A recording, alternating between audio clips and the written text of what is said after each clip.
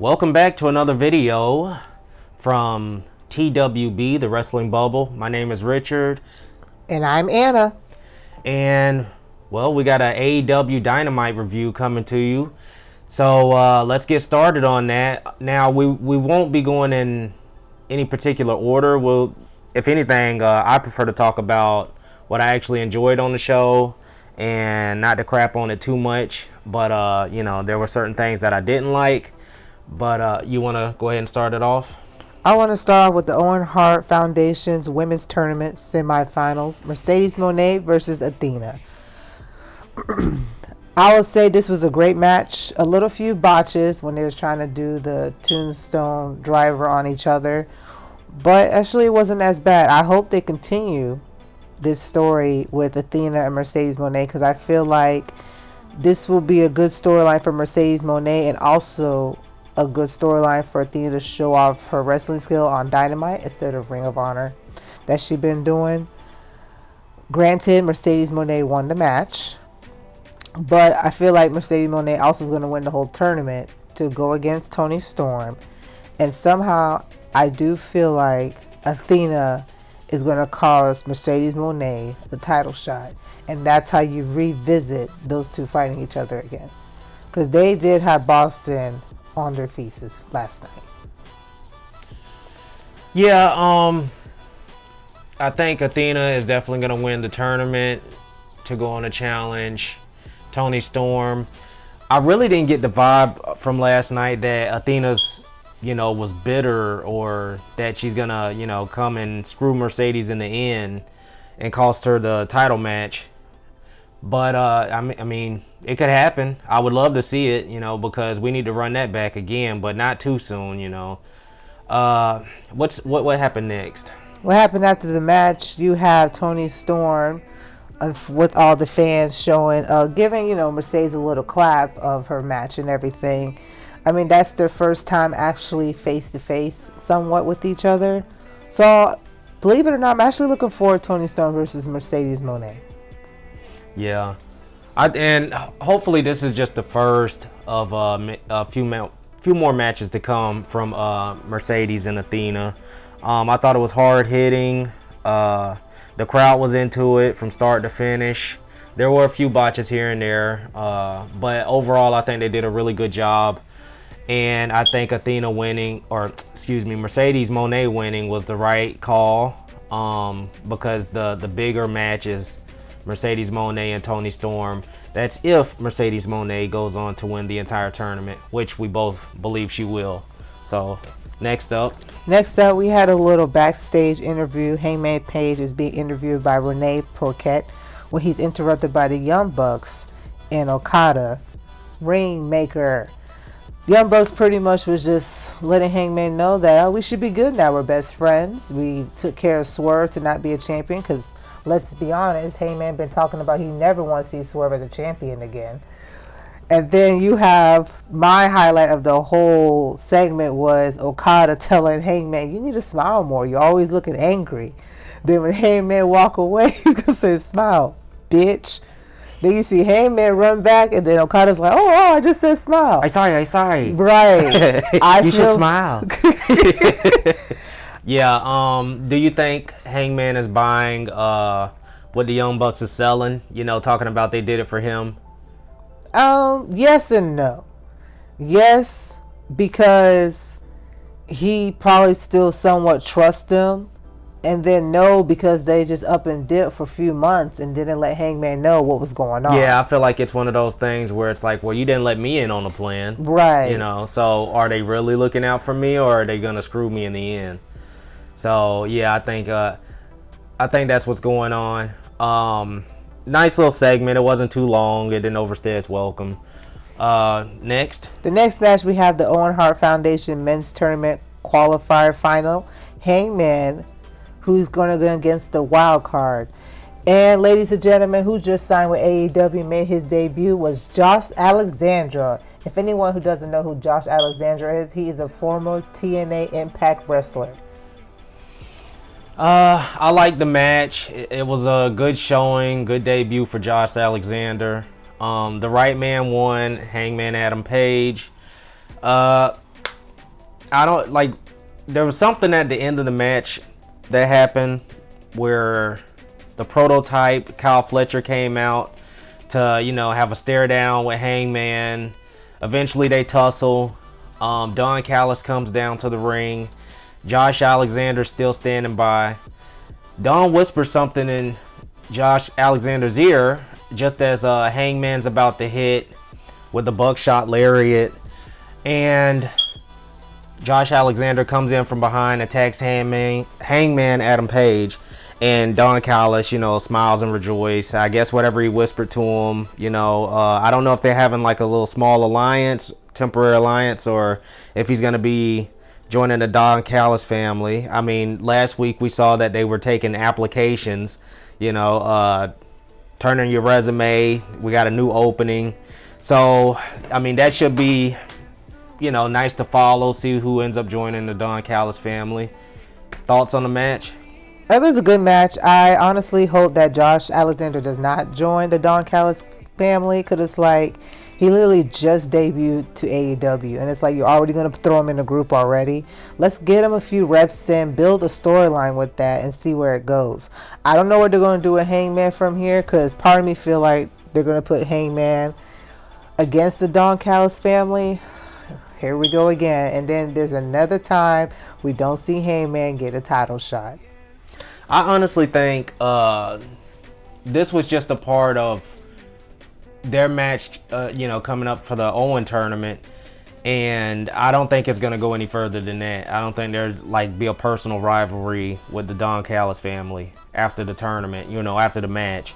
I would actually like to see Hangman and Fletcher, in a storyline, but we're gonna get like a week's worth of build, and then that's it.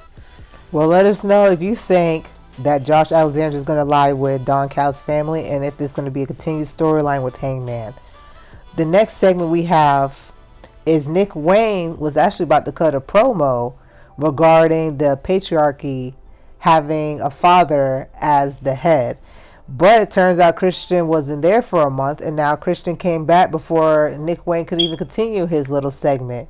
Christian interrupted Nick Wayne, letting him know that he got him in the NJPW Best of Super Juniors, and he also got him a match with the Commander for the ROH TV title. I like this segment. It was funny to me. Nick Wayne's cutting a promo, and then Christian standing off to the side. He comes up and he checks Nick Wayne, and I'm pretty sure there's some underhand tactics going on here. Like, Christian's about to overwork Nick Wayne leading up to the tournament in New Japan. And I honestly think he's going to push Nick Wayne to the limit. And ultimately, Nick Wayne is probably going to, throw his hands up. He's had enough, and, I think this is going to be down Christian eventually. Yeah, a new angle because of the whole Luchasaurus being injured. Honestly, I love the segment. I just hope they're not going to make Nick Wayne turn into a face, because I like the patriarchy. Honestly, to me, they're more entertaining. You have the mom, you have the two sons, you have Christian playing the dad. It's like, I think Christian eventually ends up as a baby face, especially if he's going to end up teaming with Edge once Edge comes back, from that FTR storyline. I think we get Nick Wayne probably stays heel because Mama Wayne is a heel at heart, okay? And I don't see her ever going babyface unless Mama Wayne stays with Christian and Nick and Kip or Nick goes off by itself and turns babyface. Now, what if we get a swerve? The whole patriarchy teams up with Edge. I don't think that's gonna happen. I don't think so. And I need them to stay away from Edge because I'm not a huge fan of Edge. Yeah, so we're just gonna move on from that. Next, this also showed a little video package of FTR and their action against Cope, how they attacked him, and then they speeded up how they almost attacked Tony, and also they sped up on how they attacked Daniel Garcia. So because of these attacks that FTR have did, they are suspended for a week. Honestly, I love what FTR is doing, because they're adding more depth into AEW and trying to create somewhat of a storyline. Attacking Cope was really a great thing because now they're actually waking up the fans. They're getting the heat from the fans that they deserve, and I'm really looking forward to how they're going to build this. Hopefully, TK don't mess up what FTR has in store for this storyline, because it's like it's always a rush for him.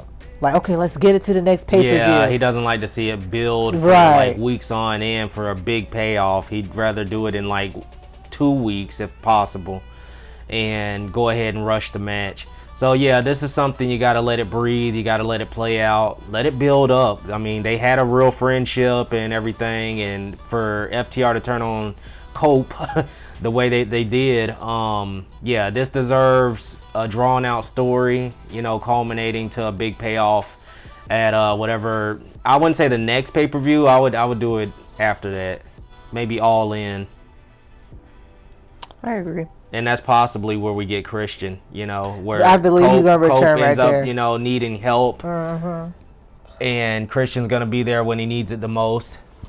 So maybe we get Edge or Cope and Christian for another tag team run in AEW. Well, let's see, because now when they attacked Daniel Garcia, you had Adam Cole came out and help and everything. So I'm pretty sure they're going to be tied into the storyline, because right now Adam Cole won the TNT belt, but he doesn't really have a challenger. I hope not. I hope they're not tied in, because this is a situation where this story can be on its own with Cope and FTR. Maybe Christian gets involved, and I'm hoping if he does get involved, it's a one-time thing. I don't want to see Cope and Christian team up and go on some tag team run that lasts for a couple months or whatever. I like Christian by himself, or, you know, leading the Patriarch or something like that. I need heel Christian. I don't need babyface Christian. Yeah, so that's what I think about that. Well, moving on from that segment, the next match we have is the AEW Tag Team Champions, Hurt Syndicate. We hurt people. We hurt people. Yeah. Versus Gates of Anarchy. And honestly, this match was a nothing match for me because there was no story. To me, it was just a match to get MJF to come back out and try to still be part of Hurt Syndicate. Two things. This is to get Gates of Agony some reps. You know, this is a big man match, you know. So there's that. And I thought the Gates of Agony actually looked pretty good during this match. The Hurt Syndicate actually gave them a decent amount of offense. But ultimately, you know, Lashley came through with the spears. He hit one spear on the outside and then one in the inside to seal the deal. MJF comes out after the match and cuts the promo like where he's trying to still join the Hurt Syndicate. He's trying to convince Shelton Benjamin to give him a thumbs up. He knows Lashley is so far gone. Like, he's got to get Shelton though, and Shelton's like right there. Right, because he actually did came out with some brides. He had a group of ladies to help, you know, seal the deal, exactly. Right? And then Shelton Benjamin talking about he needs more time. And let's be honest, crowd, when you heard he needs more time, where were your mind at? But really, he was talking about he wanted MJF's watch. So MJF gave him the watch, gave them the girls, and then to fast forward this segment, you have MVP telling Bobby to see it as a business perspective. What can we do what can we use MJF for to help us? Yeah, to get their come-ups. Mm-hmm. Yeah. I personally don't feel like they need MJF. I mean, they just got the tag team goal by themselves, you know, and honestly, I feel like they could take whatever they want without MJF. But I'm curious to see, you know, where the story goes. I'm just glad that all of them are in a story, you know, and it's, you know, a lot of people complain that, like, man, where's this going? Like, why is this still happening? It's a story. This is long-term booking because it's been playing out over a couple weeks now.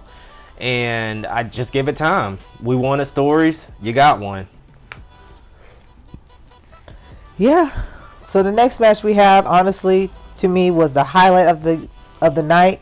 We have the Owens Hart Foundation Men's Tournament Semifinals. Will Ospreay against Takeshita. This match was excellent. Yes, it was a bit long, finisher after finisher after finisher, but they kept the crowd awake. They kept it entertaining. There was not really too many botches, and I mean, they killed the night. Yeah, I feel like this match and the Athena versus Mercedes Moné match, these were both New Japan matches all the way. And that's why you got like a ton of hard hitting in these matches. You got the kickouts. Like, we got a ton of kickouts. I lost count how many there were. But honestly, like, I don't mind the kickouts. I just don't like the no selling. You hit a couple power moves and then it's like your opponent's up before you are, and you're the one that gave them the moves. I don't like that part of it. Everything else is fine, because I love selling, and when there's no selling, I'm just completely taken out of the match. But I did like the Will Ospreay Takeshita match. I just feel like, when is Takeshita gonna get an important victory? Right. Like this. Oh my God. Like I knew once that was the match. Once he was facing Will Ospreay, it was a wrap. And then we have the main event. We have AEW Trios Champion, the Hobbs versus the Death Riders.